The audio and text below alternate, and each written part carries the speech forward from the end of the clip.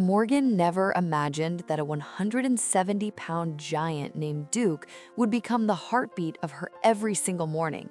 But the moment she witnessed a decorated hero being treated like a disposable object, it set in motion a chain of events that would reshape both their lives completely. The early morning sun cast long golden shadows across the quiet residential streets where Morgan lived with her younger brother Tyler and their sharp, straight-talking Uncle Pete, who had moved in to watch over the two siblings while their parents were away on a long overdue vacation. Every single morning, like a ritual carved into her bones, Morgan would climb into her car and begin the familiar drive to work, but she never once passed the local canine unit headquarters without making her usual stop. For years, that stop had meant one thing: Duke, a 170-pound Bullmastiff with a wrinkled, dignified face and a chest so broad it looked like it had been built from solid oak.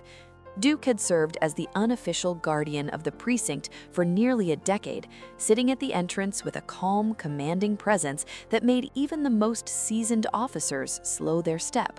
Yet the moment he spotted Morgan's car rounding the corner, every ounce of that stoic authority melted away.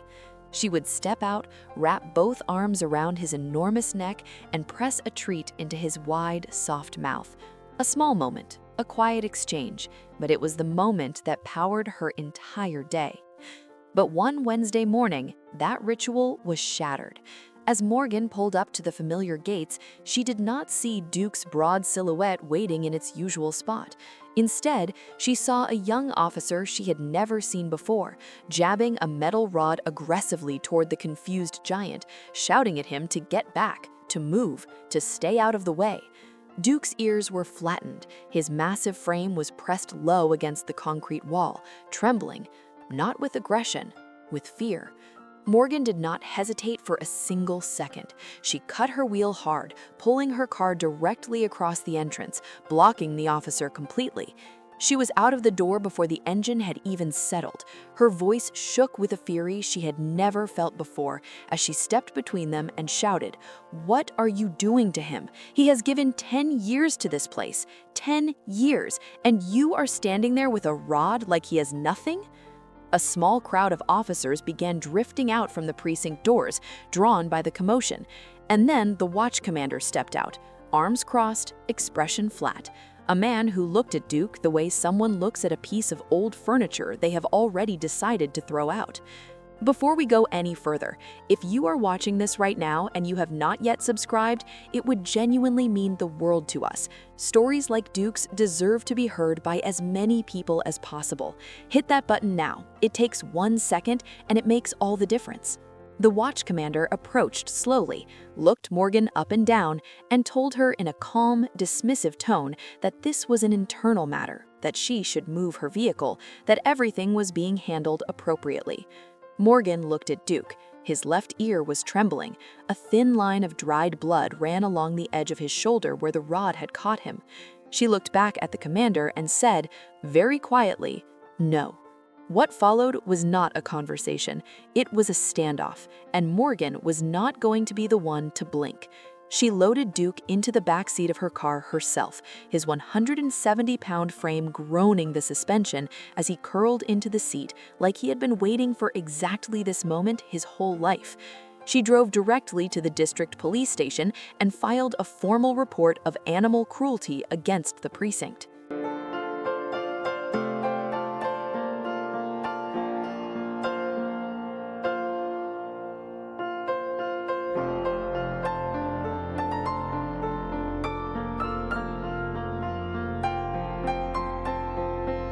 When the watch commander was brought in for questioning later that afternoon, he sat with the relaxed posture of a man who believed he had done nothing wrong.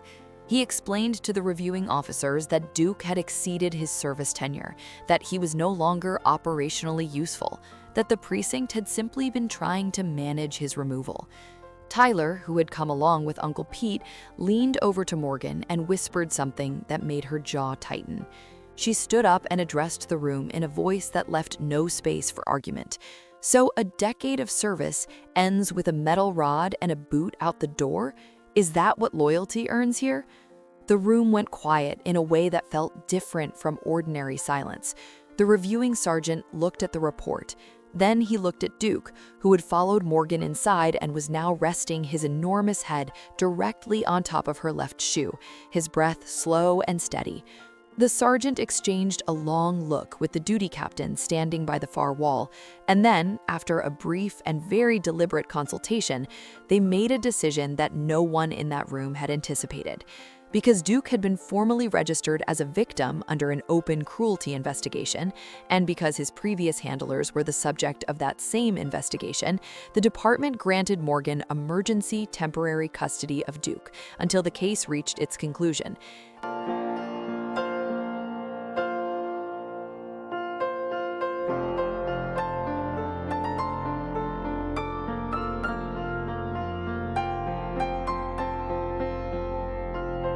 As they walked out into the late afternoon air, Duke pressed the full weight of his 170-pound body against Morgan's side, not stumbling, not leaning for balance, leaning the way a soul leans when it has finally found somewhere safe to land. Uncle Pete reached down and scratched behind Duke's ear, muttering that the living room sofa was about to become someone else's territory. Tyler laughed for the first time all day. The case took months to resolve, but when it did, it resolved completely. The officer involved was removed from duty. A full review of the precinct's animal handling protocols was launched, and on the morning that Morgan received the official adoption certificate confirming that Duke was legally hers, she sat on the kitchen floor and held the paper in both hands for a long time, without saying anything. Duke, true to form, sat directly in front of her, watching her face with those deep, steady eyes, and then placed one enormous paw on her knee, as if to say, "I already knew." He took over the sofa within 48 hours. Uncle Pete pretended to be annoyed, and then was repeatedly caught sneaking Duke extra portions at dinner. And Duke accepted all of it with the dignified composure of a giant who had finally, at long last, come home. But some things do not leave a soul just because the circumstances change. Whenever the distant wail of a police siren rolled through the neighborhood, Duke would stop. His massive chest would rise, his chin would lift, and he would let out a long, resonant howl that seemed to come from somewhere much deeper than his lungs. Morgan never interrupted him. She would simply sit beside him and let him remember, because he had earned every single one of those memories. If this story moved you, please hit that like button and tell us in the comments, do you believe a dog can choose its person, or does the person always choose first?